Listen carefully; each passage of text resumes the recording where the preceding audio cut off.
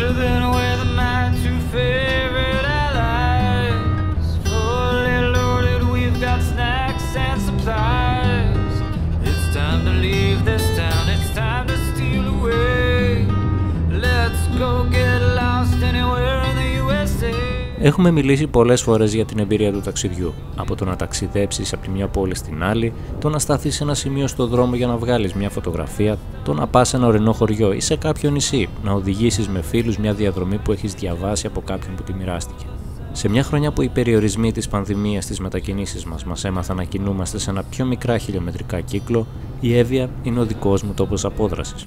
Οπότε θεώρησα πως είναι η ιδανική χρονικά στιγμή για να σας δείξω μια διαδρομή που ήθελα εδώ και καιρό να σας δείξω, για την ακρίβεια από την πρώτη φορά που την οδήγησα. Το γιατί θα το καταλάβετε ή καλύτερα θα το δείτε σε λίγα λεπτά. Ξεκίνησα λοιπόν από τη Χαλκίδα για μια διαδρομή μόλις 80 χιλιόμετρων στην καρδιά της Εύβοιας. Μπορεί να ακούγεται μικρή απόσταση, αλλά πιστέψτε με, από ένα σημείο και μετά, το κάθε χιλιόμετρο αυτής της διαδρομής είναι ανεπανάληπτο. Θεωρώ τον εαυτό μου τυχερό πραγματικά, γιατί η Εύβοια είναι ένας νομός στον οποίο μπορείς να δεις σχεδόν τα πάντα. Από απίστευτες διαδρομές με ορεινά χωριά με παράδοση στο καλό κρέας, μέχρι και τις απέραντες παραλίες στο Αιγαίο και στον Ιβωικό κόλπο, με καταγάλανα νερά για να απολαύσεις μπάνιο και ένα καλό τσίπουρο δίπλα στο κύμα. Ανεβαίνοντας λοιπόν σιγά σιγά υψόμετρο στους πρόποδες της Δύρφης, αποφάσισα να αφήσω τον άνετο επαρχιακό δρόμο και να κάνω ένα μικρό πέρασμα μέσα από τους Καθενούς. Είναι ένα μικρό ορεινό χωριό 600 κατοίκων σε υψόμετρο 400 μέτρων, περίπου 20 χιλιόμετρα από τη Χαλκίδα. Θα το χαρακτήριζα ένα τυπικό ελληνικό μικρό χωριό, χωρίς πολλές συγκινήσεις, με την κεντρική πλατεία και την εκκλησία. Είναι περισσότερο γνωστό στην ευρύτερη περιοχή για τη διοργάνωση πανηγυριού στην πλατεία τους θερινούς μήνες, έτσι με μπόλικο κρέας και κρασί, αλλά και για τις καφετέρειες και τις ταβέρνες. Προσωπικά εγώ δεν πάω σε πανηγύρια, αλλά αν σας αρέσουν, έχω ακούσει καλά λόγια γι' αυτό εδώ.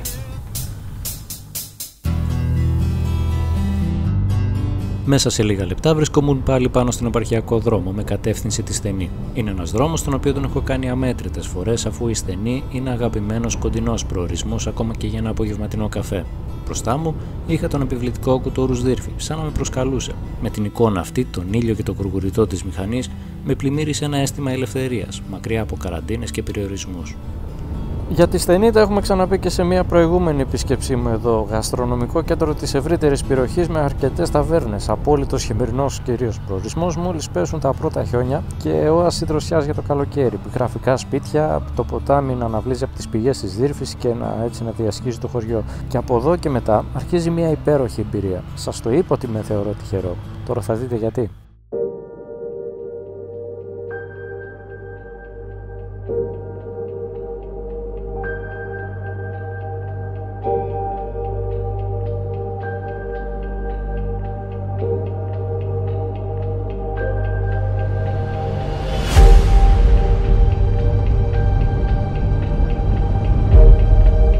Μετά τη Στενή, ο δρόμος γίνεται πλέον ανηφορικός και φτάνει μέχρι την κορυφή ανάμεσα στο όρος Δύρφης και το όρος Ξηροβούνι. Το ξεκίνημα της πορείας γίνεται αναγκαστικά σε αργούς ρυθμούς.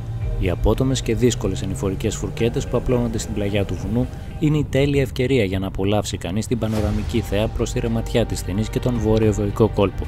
Και μην μπορώντας να αντισταθώ στον πειρασμό, έκανα ακριβώς αυτό.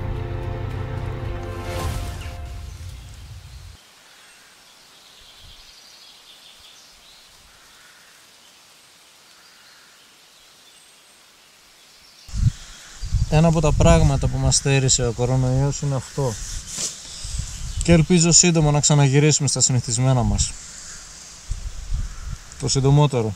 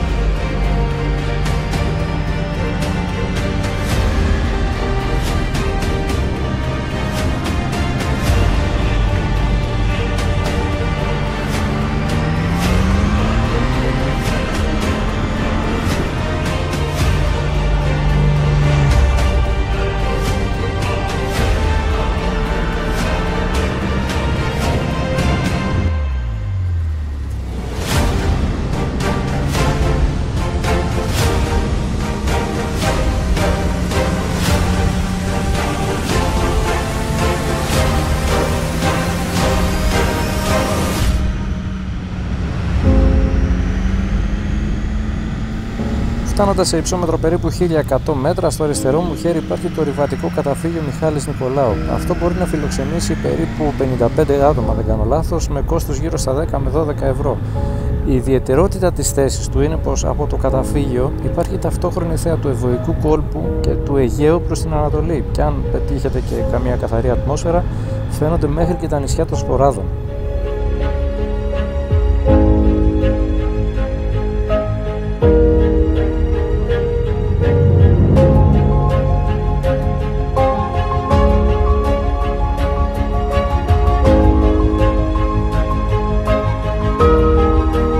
Φτάνοντας στην κορυφή και κατεβαίνοντας για περίπου 30 χιλιόμετρα την ανατολική πλευρά του βουνού, το τοπίο και η θέα φτιάχνουν μια μαγική εικόνα. Η θάλασσα στο βάθος ενώνεται με ένα τραχή βραχώδες τοπίο και στη μέση ο δρόμος που περνώντας μέσα από διάφορα χωριά καταλήγει στην Κίμη. Σύντομα η εικόνα αλλάζει ξανά, αφού χώνεσαι μέσα σε μια κατάφετη περιοχή γεμάτη έλατα και μικρές πηγές με νερό. Και σίγουρα αυτό που βλέπετε εσείς είναι απλά ένα μικρό δείγμα του μεγαλείου της περιοχής. Είναι τόσο όμορφο το σκηνικό που θέλω να σας το δείξω και από ψηλά.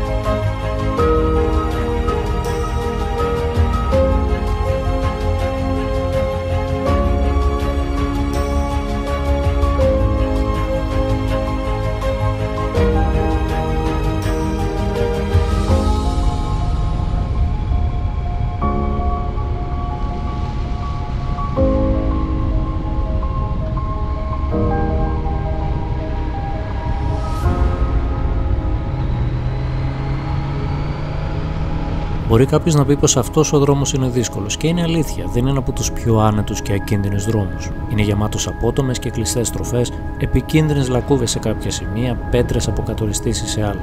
Όμως αυτός ο δρόμος είναι σμιλευμένος με τέτοιο αριστουργηματικό τρόπο που να αγκαλιάζει κάθε πτυχή αυτού του βουνού και να το συνδυάζει μάλιστα με τα χρώματα, τη φύση και με εναλλασσόμενες εικόνες που προσφέρει από χιλιόμετρο σε χιλιόμετρο μια πολύπλευρη εμπειρία. Ξεκινάς ανεβαίνοντας στο βουνό μέσα από απότομες φουρκέτες μέσα στα έλατα, φτάνει στα 1100 μέτρα και απλώνεται μετά μπροστά σου το Αιγαίο, και όλα αυτά σε ένα βραχώδες σκληρό τοπίο που αμέσως μετά πνίγεται πάλι στα έλατα. Και μετά από λίγο ο δρόμος πάλι θα στενέψει, τόσο που δύο αυτοκίνητα δύσκολα θα χωρέσουν αν συναντηθούν. Και στη συνέχεια ανηφορίζεις πάλι με ανοιχτές στροφές και αρκετό γκάζι την τελευταία κορυφή, πριν πάρεις τις τελευταίες κατηφόρες και φτάσεις στη θάλασσα.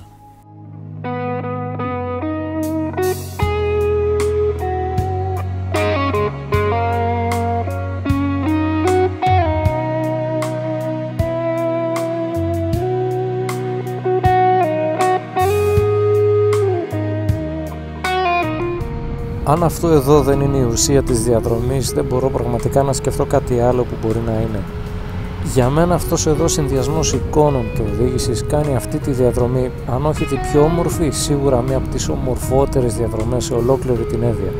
Αξίζει να έρθετε οπωσδήποτε.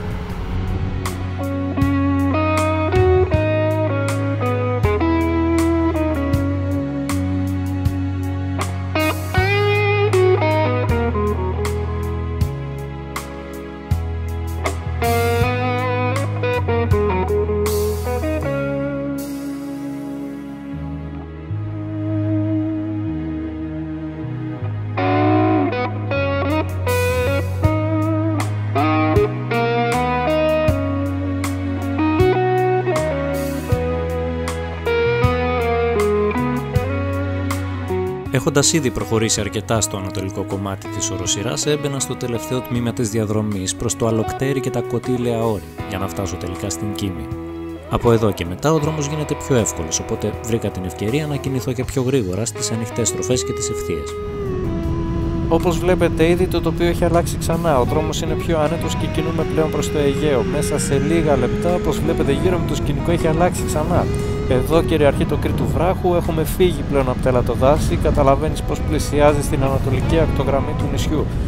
Έχω ήδη όμως στο μυαλό μου την επόμενη στάση. Είναι ένα αμφιθεατρικό σημείο λίγο μετά το χωριό Μετόχη. Πάντα κάνω μια στάση εκεί για να χαζέψω λίγο έτσι από το Αιγαίο και μία από τις πιο γνωστές παραλίες της Εύβοιας, την παραλία Χιλιαδού.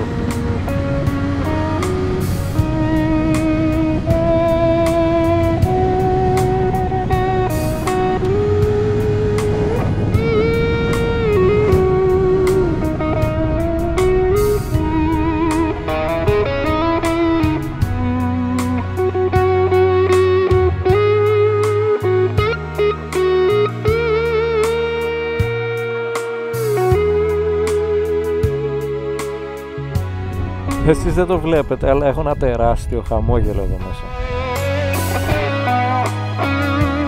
Κάθισα περίπου ένα 20 λεπτό παρατηρώντας την ακτογραμμή της Εύβοιας. Ακριβώς δίπλα μου το ρέμα του Μετοχείου και λίγο πιο πέρα η παραλία της Χιλιαδούς, μέρος που κάθε καλοκαίρι γεμίζει από Ευωείς και Αθηναίους.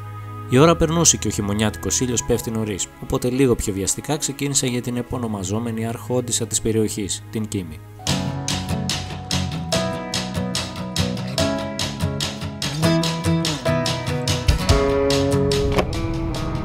Λίγος ήλιος και αέρα στο πρόσωπο. Αυτά είναι.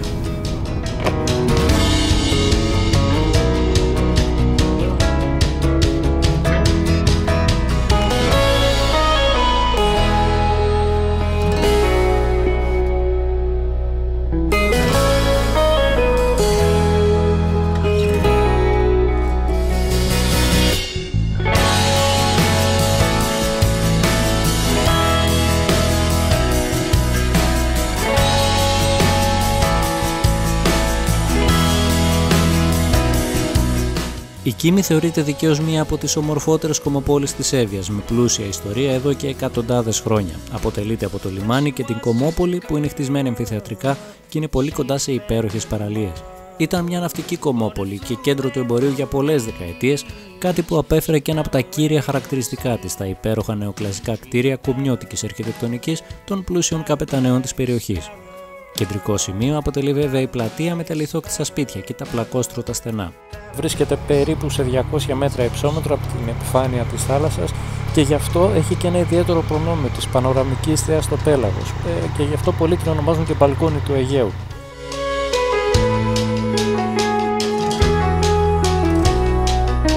Η Κίμη, πέρα από την ομορφιά και το χαρακτήρα της, έχει και πλούσια λαογραφική κληρονομιά. Επίσης, εδώ γεννήθηκαν και μεγάλωσαν και σημαντικές προσωπικότητες, με πιο γνωστή τον γιατρό Γιώργο Παπα-Νικολάου, που ήταν αυτός ο οποίος εφήβρε το γνωστό τεστ-παπ, αλλά και διάφοροι άλλοι συγγραφείς.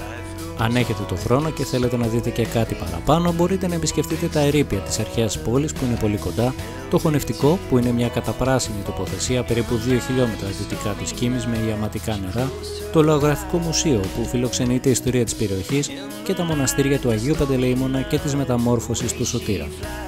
Και αυτό είναι ένα από τα πιο σημαντικά λαογραφικά μουσεία της χώρας. Συμφωνεί και ο Φιλαράκος πίσω.